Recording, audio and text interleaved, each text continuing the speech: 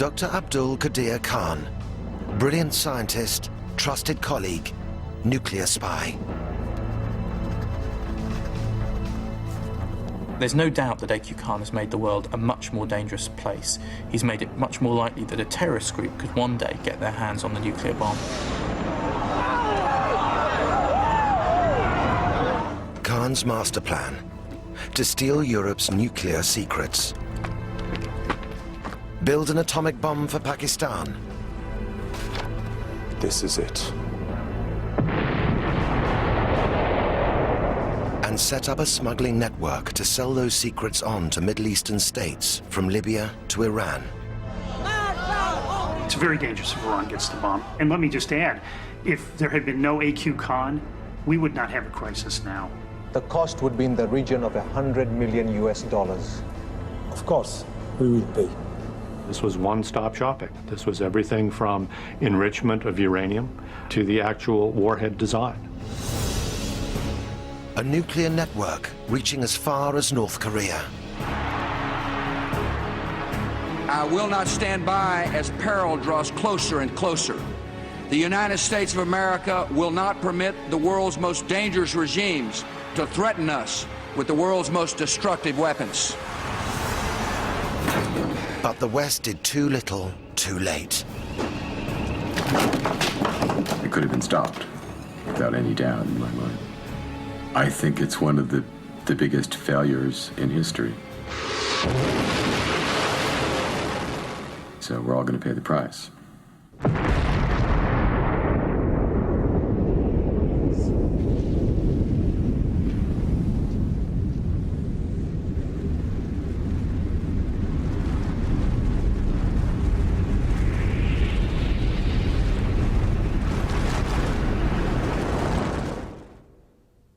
The mastermind behind the biggest global nuclear smuggling ring, A.Q. Khan, is accused of being the most dangerous man in the world. Khan is not permitted to tell his own story, and in this film he is played by an actor.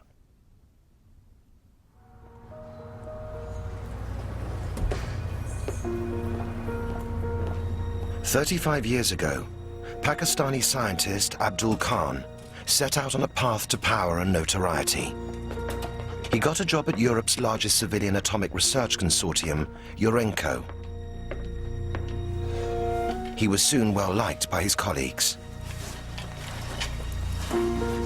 A.Q. Khan was obviously a very bright metallurgist. He was more than that. He was someone who was easy to get on with, and he was someone who we believed you could rely upon. Urenco's thousands of gas centrifuges provide the uranium fuel for Europe's nuclear power stations. Centrifuges can also enrich uranium for use in an atomic bomb.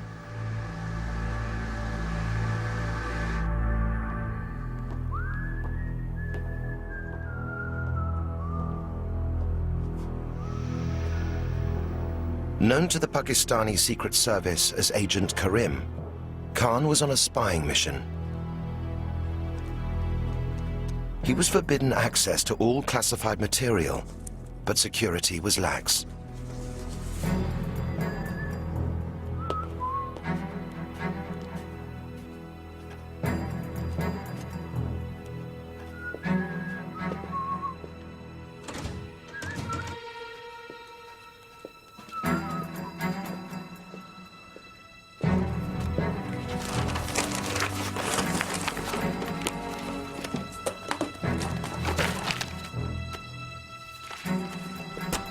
Good evening, Dr. Khan. Working late? No, I'm just writing to my family in Pakistan. You see, they're always complaining they never see or hear from me. Okay. I'll see you on the way out. Yes.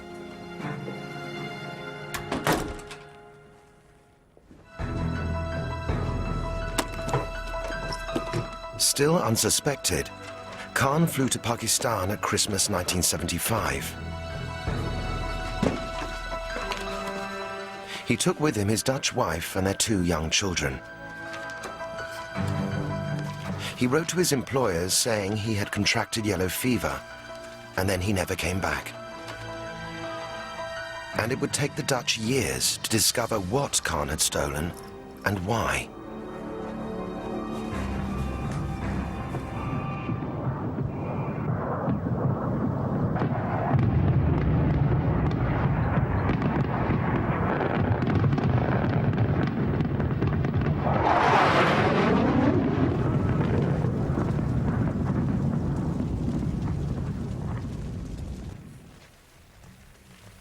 The young nation of Pakistan had recently suffered a crushing defeat by India.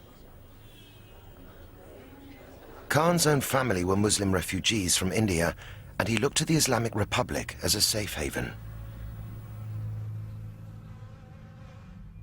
Khan vowed his country would never be humiliated again.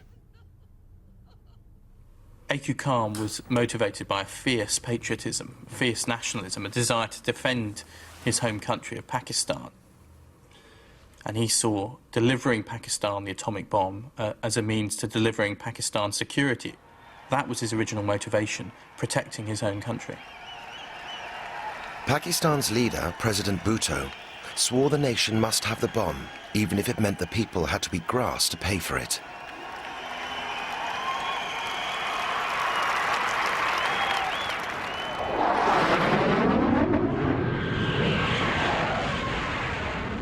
It was a terrifying prospect. An atomic arms race in one of the world's most volatile regions. The next war between India and Pakistan could lead to a nuclear holocaust with global fallout.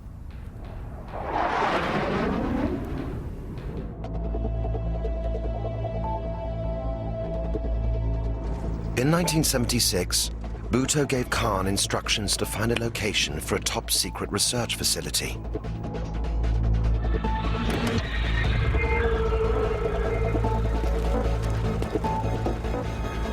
The code name was Project 706.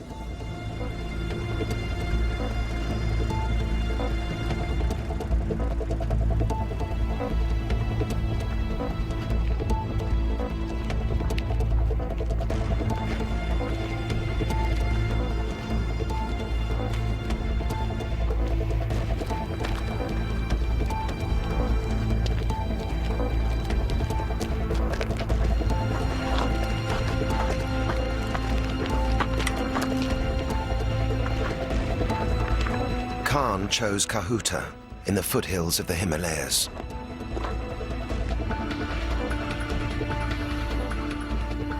This is it. This is where we will build the plant. His task, to deliver Pakistan's nuclear bomb, the first in the Islamic world.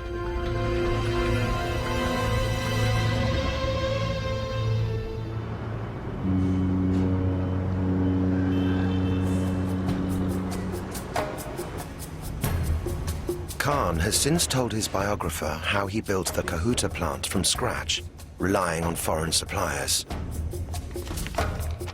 I took full advantage of the willingness of Western companies to do business and decided to buy from the open market. And there were plenty of takers, nuclear profiteers, happy to exploit the lax export regulations in exchange for a fat profit. Profit. They begged us to purchase their goods. And for the first time, the truth of the saying, they would sell their mothers for money, dawned on me. We purchased whatever we required. When are you coming to Pakistan? His next step, to create fuel for a bomb. Khan needed to smuggle centrifuge parts out from the West. Khan's agents made contact with German businessman Gotthard Lerck. In this film, all dramatizations of members of the Khan network are based on intelligence reports and legal documents. These are the details of what we require. There should not be a problem. We supply this technology to many customers. And delivery? Will you have any problem with exporting these goods? No, this will not be an issue. You require no special permission from our government. Much nuclear technology is dual use, usable for peaceful purposes or for the bomb. A loophole Khan often exploited. Such deals were worth hundreds of thousands of dollars to Lurk's company.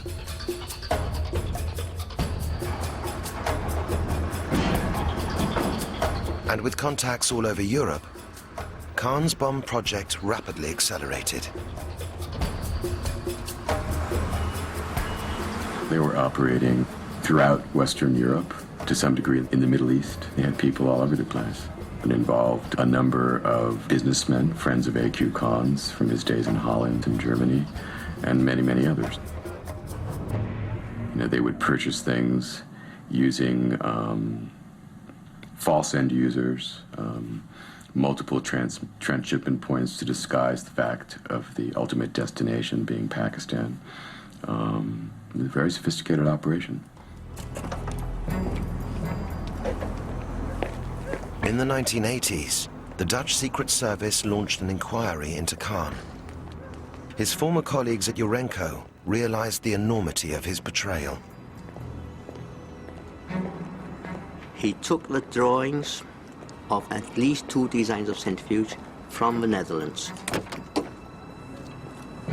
He took them together with the lists of European suppliers who he knew then he could go back to and very quickly get the necessary raw materials, components and equipment.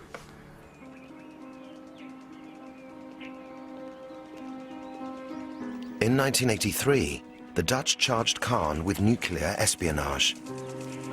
Khan protested his innocence to the press. It was the most concerted and vicious campaign ever launched against anybody since the Second World War. I was presented as a fanatic Muslim devil, a James Bond or a Dr. No or whatnot. The Dutch initiated a false and concocted case against me without my knowledge. The Dutch sentenced Khan to 4 years in jail. But in a curious turn of events, the legal papers were never served correctly, and Khan was acquitted on a technicality. He continued to defy the West. Whatever we achieved at Kahuta is purely due to our own hard work, 100% Pakistani effort, and no foreigner has helped us in any capacity. By 1985, Western intelligence already knew what Kahuta really was. A CIA report from that year has been recently declassified.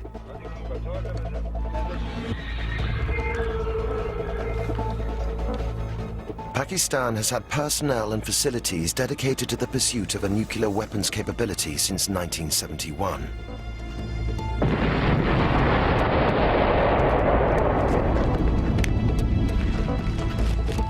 These resources are involved in the design, fabrication, and testing of high explosives and nuclear weapons parts. The West pressured Pakistan to cease their nuclear program. Khan retaliated with a blunt letter to the German press. I would like question this bloody holier-than-thou attitudes of the Americans and the British.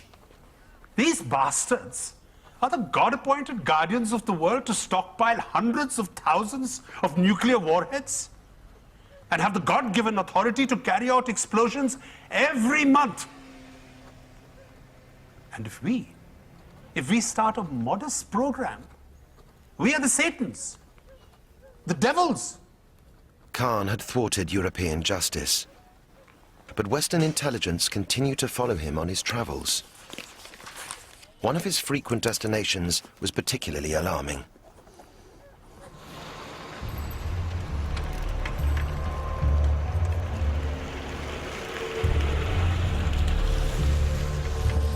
China. Assalamu alaikum. Neha, very good to see you. What business did Agent Karim have with a communist superpower with the world's third largest nuclear arsenal?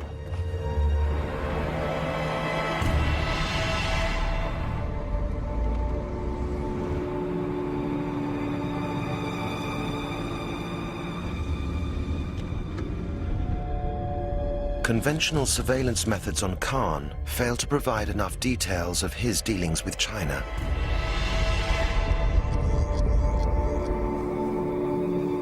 So the CIA mounted a bold operation, which they still refuse to discuss in detail.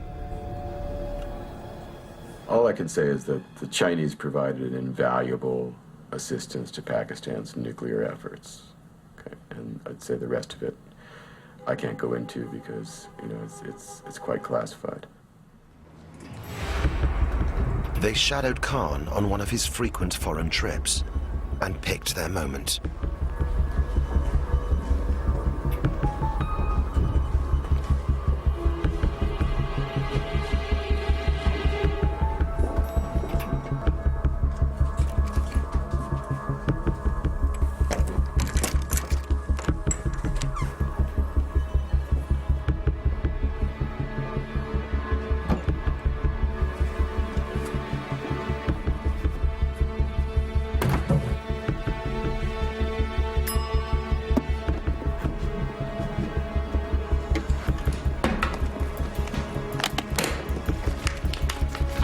I had asked someone to book me a plane ticket to Islamabad.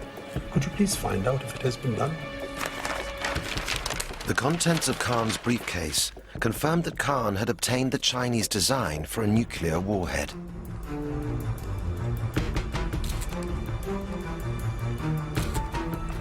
Do you need your passport number, please? Yes.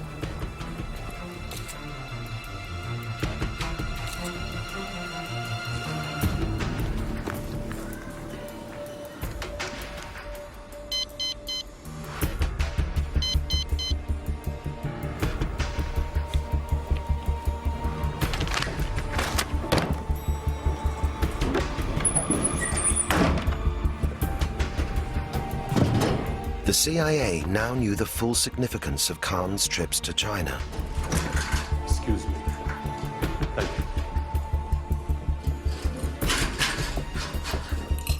you. The nuclear weapons design, which the Chinese provided Khan, was vital because it was a tested design. It was a design that the Chinese had already found to be working and usable. And it was also a design for a bomb that could be fitted onto a missile and therefore could be delivered anywhere. Khan was also working on missiles, as well as nuclear fuel, and now weapons design. So if you put that together, Khan really had everything you needed for a deliverable nuclear bomb. It was a major breakthrough for intelligence, but stopping Khan was now no longer a priority.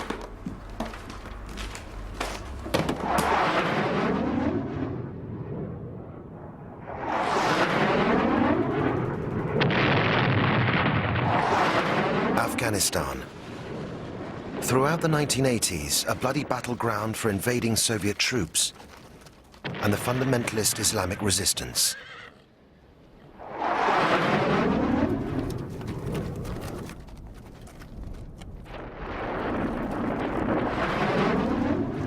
American policy: defeat the Russians at all costs and bring down the evil empire. And they needed a regional ally.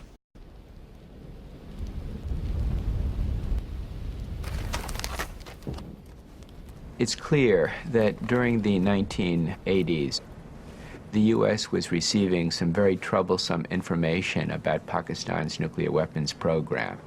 At the same time, of course, the U.S. was depending on Pakistan as a conduit of assistance to the Mujahideen in Afghanistan, in the hope of evicting the Soviet Union from Afghanistan. So even though the U.S. was aware of a number of these activities, it was very reluctant to come down very hard on Pakistan. Khan took full advantage of Pakistan's change in status. By the mid-80s, such was his confidence that his network even started to operate in the United States. Khan was after hardware to update his uranium centrifuges, but it was a step too far.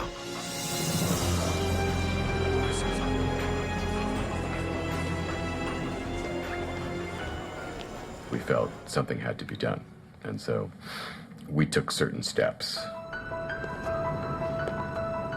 What we were dealing with at this point was violations of U.S. criminal law. as opposed to the Khan network's activities overseas. Barlow oversaw a sting operation on a Pakistani-born businessman, Archie Pervez. Pervez was suspected of being a frontman for the Khan network, and he was after some very sensitive technology. I learned that Archie Pervez was attempting to purchase 25 metric tons of something called 350 grade Malaysian steel. Malaysian steel is an export-controlled, ultra-strong steel, which has very, very limited uses. The reason it's controlled primarily is that it's used to make rotors for gas centrifuges to enrich uranium. The team needed to know who Pervez was buying for and where the steel was being smuggled to. One container will pick up on the 15th. I want you to inspect both shipments, though. Sure, I will. I'll pick up the other a week later. The reason I'm picking up 2 shipments, we want to recycle the money. Recycle the money? Okay. Okay? I want to protect my clientele. Finally, Pervez let slip what they needed to know. Good. The Kahuta client is ready. It's going to the Kahuta plant. Okay. Kahuta, is that the correct pronunciation? Am I saying that right? Yes. Okay, great.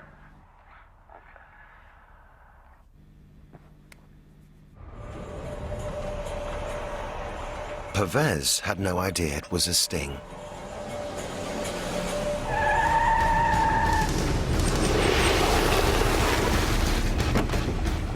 Mr. Pervez, you're under arrest. U.S. Customs. Please turn around. You have the right to remain silent. Archie Pervez was convicted for the attempted export of the material for the Pakistani bomb program. But the reaction of Barlow's political masters would come as a complete shock.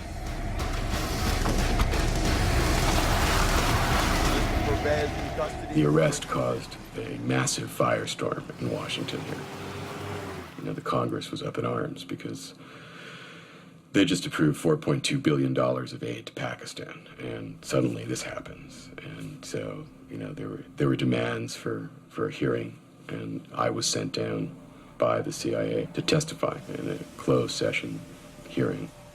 The congressmen were very angry over this. Barlow's operation had come at the wrong time for Washington. Maintaining the alliance with Pakistan in the Afghan war against the Russians was more important than disrupting the Khan smuggling ring. My agency career was basically ruined. I became a traitor in the view of some people who were running the Afghan war. It's been the most damaging experience I've ever had in my life. You know, it's affected my personal life, my career, you know. It's had a profound effect. It's really intolerable. In 1987, the very year the CIA was warned off from pursuing Khan, he expanded his operations into the Middle East.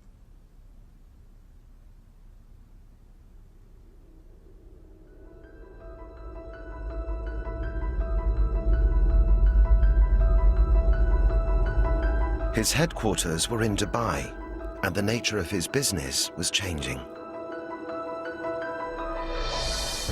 The network was employing frontmen like BSA Tahir. Yes.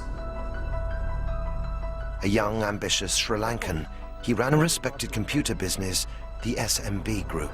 We can guarantee on-time delivery and offer a full technical support. We would prefer a cash payment up front, but you can pay by check. SMB Computers. The cost. The cost would be in the region of, say, $75,000 US. Not a problem. Good to do business with you. Assalamu alaikum, beta. Assalamu alaikum. How are you? Very well. Welcome to Dubai. Thank you, thank you. Tahir, often described as Khan's surrogate son, would rise from a lowly position in the procurement network to become the key figure after Khan himself. Have you had anything to eat? Not yet. Good. From Dubai, Khan plotted his next move. Dealing directly with Middle Eastern regimes hostile to the West and in the market for nuclear weapons.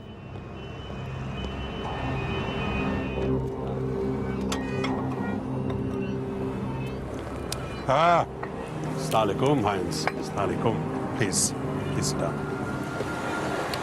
Said Beta, I would like you to meet a friend of mine, Mr. Heinz Mabus. German businessman Heinz Mabus had already sold technology to the Iraq nuclear bomb program. Now, I thought it's very important that the two of you should meet because Heinz understands, well, perhaps more than anyone, the nature of our business. The West completely missed that in Dubai, Khan and his associates were not just buying, they were selling. It was a catastrophic failure of intelligence. In the 1980s, the US, the UK and other countries were watching the Khan network in terms of building Pakistan's own bomb. In the 1990s, Western intelligence agencies lost track of Khan. They really didn't appreciate what he was doing. They didn't understand that he'd made a shift from building Pakistan's own bomb to being a salesman. It would be years before the West obtained the first evidence that Khan was selling. They had to wait until after the first Gulf War, when UN weapons inspectors went into Iraq to check on Saddam's weapons of mass destruction, including his atom bomb project.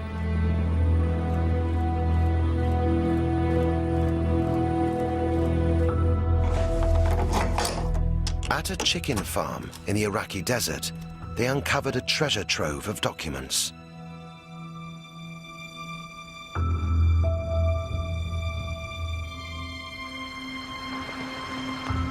Now at the International Atomic Energy Agency in Vienna,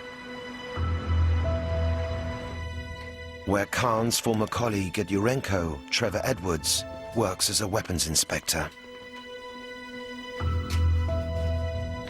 Still classified, the chicken farm documents include the AB, or atom bomb memo.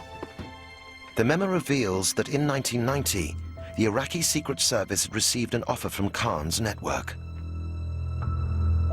Dr. Abdel Qadir Khan is prepared to give us project designs for a nuclear bomb, materials from Western European countries via a company he owns in Dubai. Ironically, Saddam turned them down because he thought it was a CIA setup.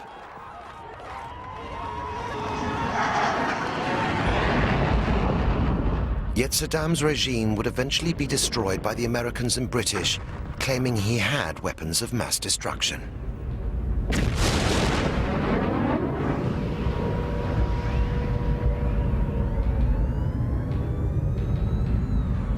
Inexplicably, the West did nothing to stop the very man who had tried to sell Saddam nuclear secrets.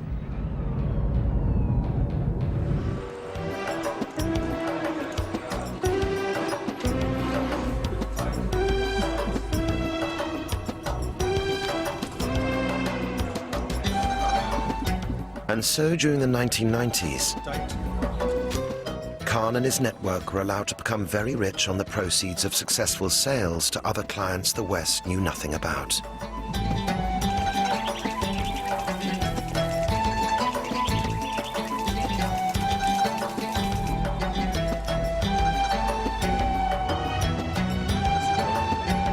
Khan became a multi-millionaire with a large property portfolio, a collection of vintage cars, and a taste for tailor-made suits.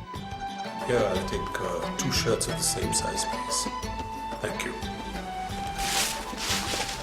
I think Khan was motivated by a mixture of greed and idealism. Greed was definitely there. He amassed a large amount of money, but he also did have wider ideological motivations.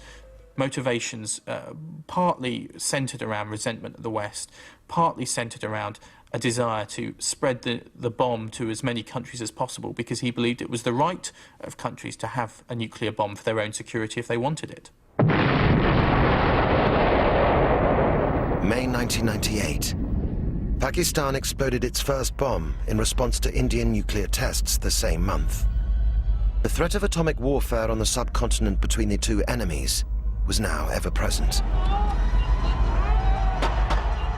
But overnight, Khan became a hero in Pakistan and much of the Muslim world. I remember how President Musharraf praised me to the Pakistani people. Allah Almighty has heard our nation's prayers. You are a national hero. Your place in history is assured.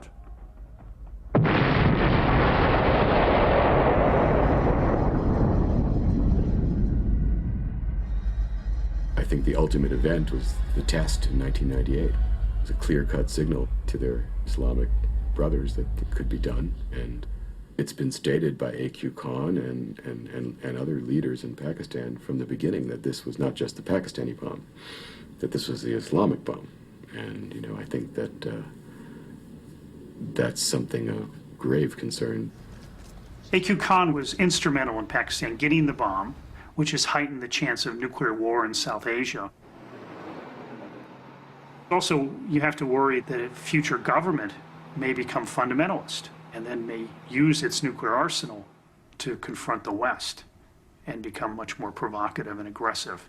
So you have to worry a great deal about the nuclear assets in Pakistan. The research laboratories at Kahuta now began brazenly advertising nuclear technology at international arms fairs. But who was Khan selling to?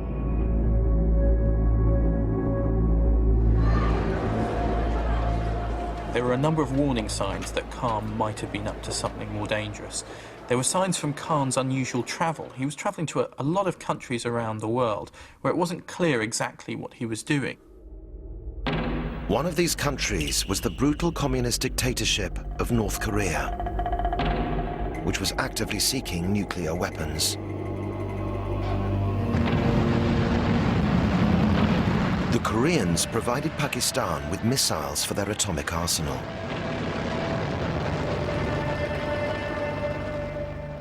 In return, Western diplomats suspected Khan provided them with centrifuges, which Pakistan denied.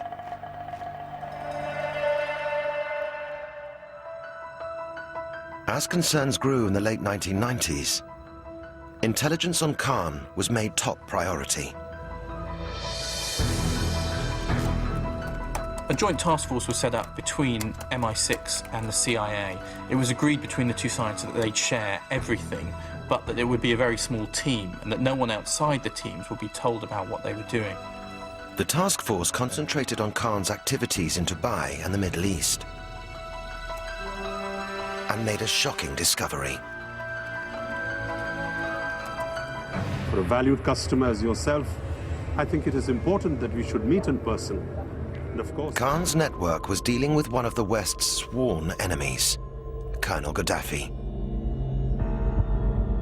Libya had orchestrated terrorist attacks against the West, including the Lockerbie atrocity, which cost 270 lives. The intelligence team knew Libya wanted to buy nuclear weapons materials and suspected Khan was prepared to sell them. The question was, what to do about it? We had to make a decision. Do we stop this activity or do we watch it longer in the hope of understanding it better so that when we moved against it, we could take it out by the roots? And it was clearly the preference in Washington to watch it, track it better. And when we understand it better and feel we can eradicate it more completely, to take action only then. But the pursuit of Khan was suddenly thrown off course.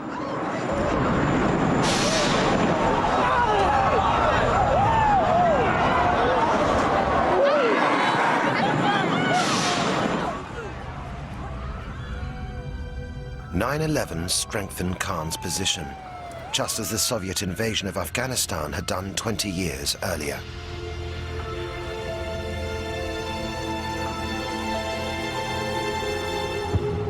September the 11th attacks hugely complicated and slowed down efforts to stop A.Q. Khan. That's because all of a sudden Pakistan was a very important ally for the United States. The US needed Pakistan's help in going after Al-Qaeda and going after Osama bin Laden. Now that was a problem in dealing with A.Q. Khan, because to deal with Khan you needed to put pressure on Pakistan, and doing that was very difficult because of Khan's status as a national hero. The Americans pressured Pakistan to rein in Khan. President Musharraf called him in person.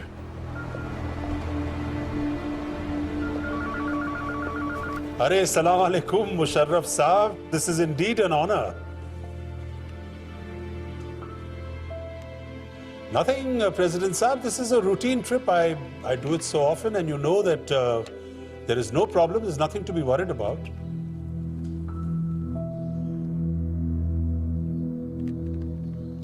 President Saab, why are you bothering yourself with the details? You know that when I am there, everything will be okay, inshallah.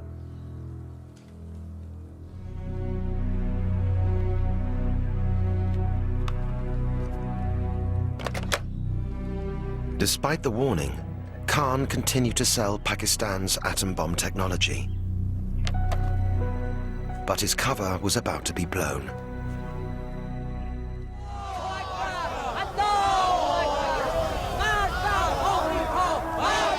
Iran, the hardline Islamic Republic, and another Middle Eastern state with nuclear ambitions.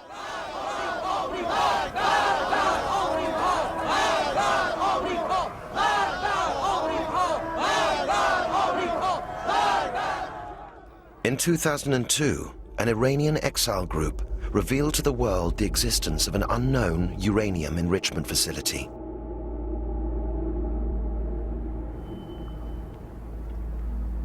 Six months later, after intense diplomatic negotiation, UN inspectors gained access to Iran. We've reconstructed their investigation. They headed straight for Natanz. They offered us a helicopter ride from Tehran to Natanz, but we decided that let's take a car. We drove that 250, 300 kilometer stretch from Tehran to Natanz. And with a high speed, it was all the time 170 kilometers per hour when we are pushing, because most of the time it's actually almost like a desert.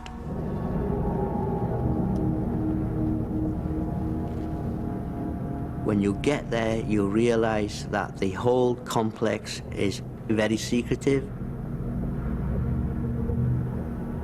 The major plant will be underground once it's built. It's not yet built, but once it is built, it'll be underground.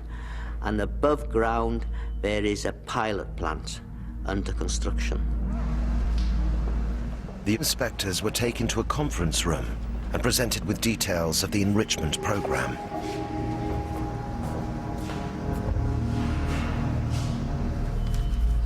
The Iranians claimed they had nothing to hide. He said that we have developed this all by ourselves. We have used certainly all public information which was available. The project had lasted 5 years and basically used internet, etc. And that's what you see, and this is a genuine Iranian centrifuge. I went into the pilot plant. I also went into the workshops. Now, in the workshops, they had a model of a centrifuge which they said was an indigenous designer centrifuge. However, when I walked into the room, I recognized it within 10 seconds as the Dutch designer centrifuge that I had known in the 1970s. It was based upon the technology acquired by A.Q. Khan from when he was in the Netherlands. Suspecting the Iranians were not telling the truth about where they had obtained their centrifuge technology, the inspectors visited other sites.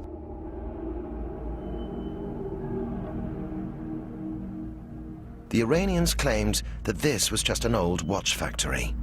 Their investigation was to reveal far more. There were boxes and cartons piled up against the windows and piled up against the doors.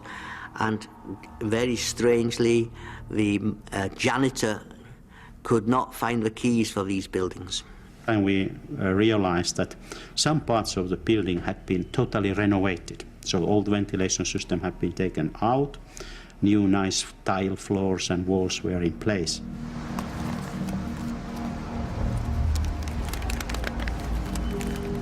The swipe samples later revealed traces of uranium. The site Kalai had been used for attempted enrichment. But far more worrying, chemical analysis showed the centrifuges could not have been built in Iran.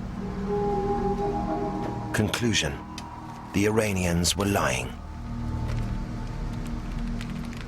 Then they had to do a hard choice. Either stick to their previous explanations and just say, we don't know where it comes from, or you come with the explanation. And they decided to go for explanation. And then the story started to unravel, because then they said that actually it was not entirely genuine. We had got technology from abroad. To the astonishment of the inspectors, the Iranians confessed. They had held a series of meetings with the Khan network starting 16 years before, in Dubai in 1987. Khan had 3 trusted lieutenants at the 1987 meeting. Tahir, his uncle Mohammed Farouk, and the German businessman Heinz Mabus. Gentlemen, Dr. Khan sends his apologies that he cannot be here in person, but he sends his best wishes and assures you that we are more than capable of meeting with your request. Please. Now, what you see in front of you are the blueprints for the P1 centrifuge for uranium enrichment. The designs are European and have successfully been built by Dr. Khan in Pakistan, where they are fully operational. So, gentlemen, it's simply a matter of how much you're willing to pay.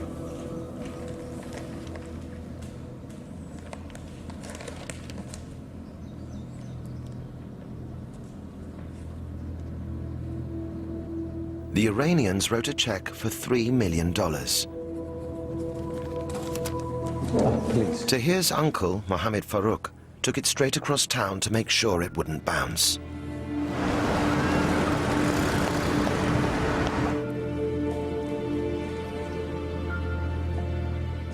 The check cleared. Khan had helped Iran along the road to nuclear power. Gentlemen, we are in business. Business with you. Go to the business with you. The Iranians also revealed that later, Tahir sold more centrifuge designs and components. Price, several $1 million, paid in cash. Clearly, the U.S. was looking in the wrong place. The Pakistani-Iranian link was off our radar screen. We were just not aware of what was taking place in that channel. And I think that was a considerable failure of intelligence. It was now known that Khan had tried to sell to Iraq. There was no hiding the fact that Khan had sold to Iran, and details of even more lucrative deals were about to emerge. Libya. In a dramatic twist in 2003, Libyan leader Colonel Gaddafi announced he wanted to end years of international isolation. The bargaining tool, a promise to give up his ambitions for nuclear weapons. Months of secret talks followed, but the joint MI6-CIA operation had set its sights on stopping Khan once and for all. This group divided up the targets. They divided up the businessmen in the Khan network and agreed which of them would target each of those businessmen to try and turn them, to try and get information from them, to try and eavesdrop on them. And they soon got a breakthrough implicating Libya.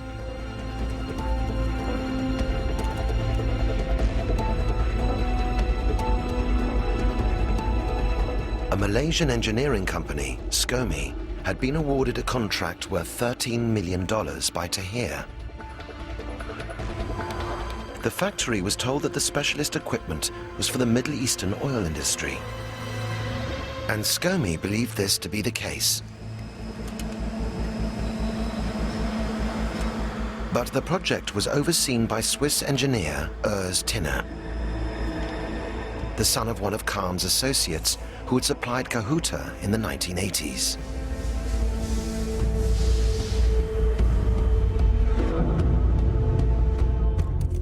The MI6 CIA team activated a double agent at the heart of the Kahn network. He provided the evidence they needed. The Malaysian factory was building centrifuge parts for the Libyan atomic bomb.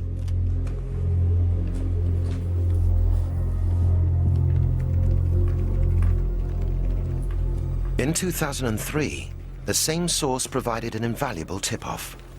A container ship, the BBC China, was bound from Dubai to Libya. They seized the chance to move against Kahn, diverting the ship to Italy.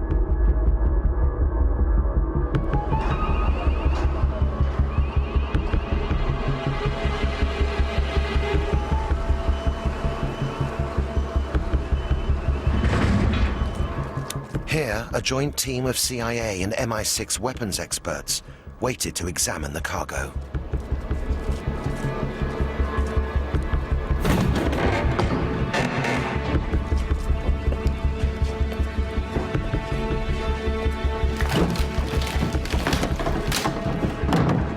Inside, centrifuge parts bound for Libya, some from the Malaysian factory, and others from Kahn's Kahuta plant.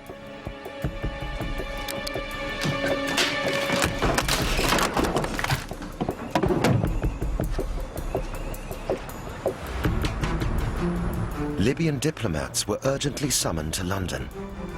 At an exclusive club, the British and Americans used the BBC China seizure as leverage to force the Libyans to give up on their nuclear weapons program. We did have a private room to conduct business in this very impressive surrounding. It was a discussion that was quite difficult, and I think all of the participants in that discussion would agree with that characterization, and it went on for a good number of hours. This evening, Colonel Gaddafi has confirmed that Libya has now declared its intention to dismantle its weapons of mass destruction completely. A month later, a team of UN weapons inspectors arrived in Libya. They told very frankly that they had contacts with Dr. A.Q. Kahn in terms of getting the technology and the meetings mid-1990s, so we got a very good start.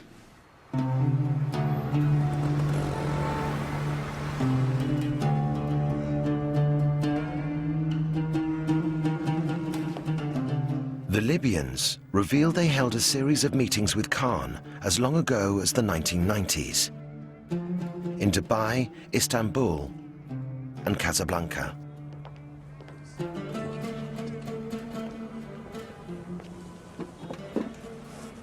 You're asking for a lot. Are you seeing it's not possible? Of course it is possible. You've come to the right people. There is no reason why what has been achieved in my country should also not be possible in yours. Inshallah. Inshallah, inshallah. But now we must discuss the costs.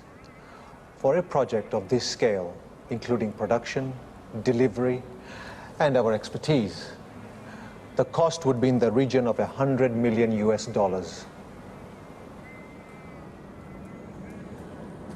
It's a great deal of money. But for what we're offering, surely a small price to pay. Of course, we will pay. Good. Shukran. This remains Kahn's biggest known deal. Good to do business with you. Shukran. Shukran. On the Libya trip, the inspectors were taken to a secret site on the outskirts of Tripoli.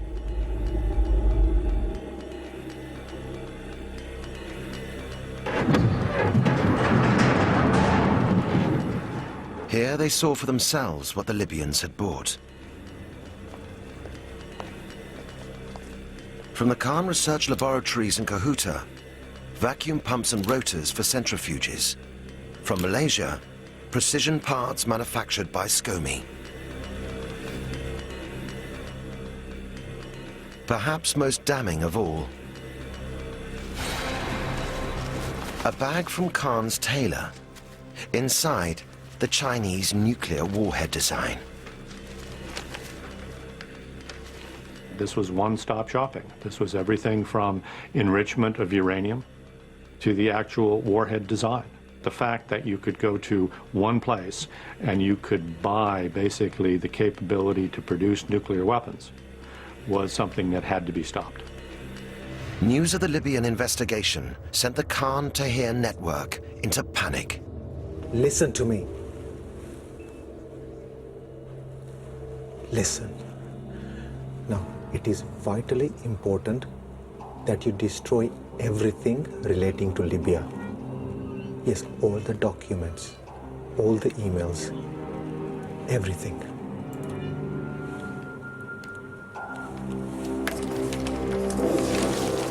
It was not enough. Tahir was soon arrested and interrogated by the Malaysian police. We had several meetings with the Libyans. They asked us to supply centrifuge units for their nuclear program. Some came directly from Pakistan by air. Others had to be manufactured here in Malaysia, also Turkey, South Africa. We were active in Europe too. I arranged for all the components to be shipped through Dubai and also handled the finances. Following his confession, Tahir was remanded in custody in Malaysia, where he remains. The Pakistani authorities could protect Khan no longer. Before the nation, the father of Pakistan's nuclear bomb was forced to confess he sold his country's atomic secrets for personal gain. My dearest brothers and sisters, much of the evidence that I have been confronted with is true and accurate. I have chosen to appear before you to offer my deepest regrets and unqualified apologies to a traumatized nation. Humiliated, Khan has been under house arrest for 3 years. The Pakistani government insists that Khan, without their knowledge, acted alone in selling nuclear technology to Libya, Iran, and North Korea. But they deny that this aided North Korea's recent nuclear test. The problem is, I don't think that the Pakistani authorities have turned over all the information they have. Iran is claiming that it bought just a certain amount of equipment from AQ Khan and nothing more. It would be good to hear from AQ Khan whether they're telling the truth. Today, Natanz remains at the center of the diplomatic crisis over Iran's nuclear program.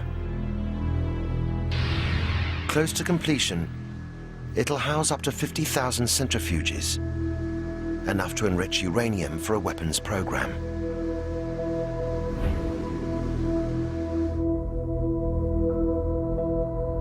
Iran insists that this is for peaceful purposes only. But in Washington, few believe that President Ahmadinejad is telling the truth.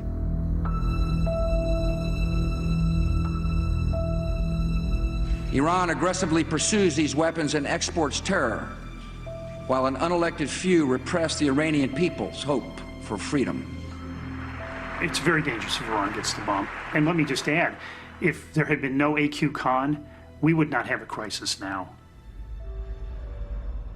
Iran would not have been able to make progress on building gas centrifuges without the assistance of AQ Khan and his associates. The blame for this crisis really should rest squarely with Khan. and it has since emerged that Khan's one-stop shopping network has been involved in more than supplying centrifuges.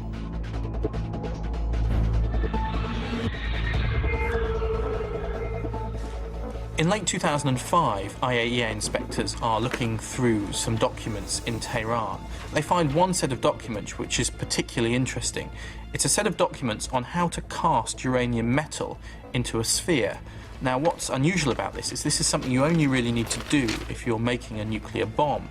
And these documents bear very close similarities to some of the documents that came out of Libya that had been found in the Good Looks Taylor bag.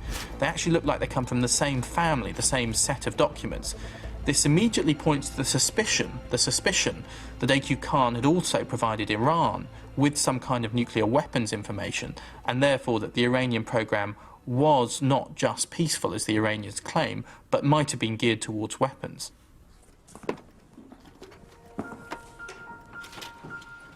And there are still so many unknowns.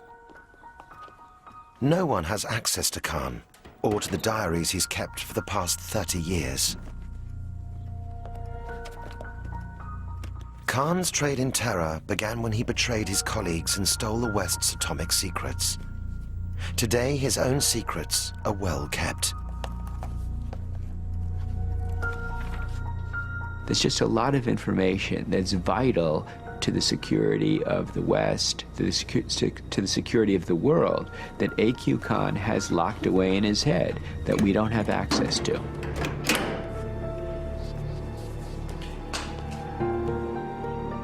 I think AQ Khan is vastly more dangerous than Osama bin Laden. Osama bin Laden, at the moment, is capable of nothing more than conventional terrorism. AQ Khan has spread weapons of mass destruction to the most dangerous regimes in the world. Nuclear weapons technology is now available on the black market, thanks to AQ Khan, the trader in terror. The worst nightmare is that Khan's information will get into the hands of terrorists, or already has, and that it'll be key for them to be able to make a nuclear weapon that destroys one of our cities.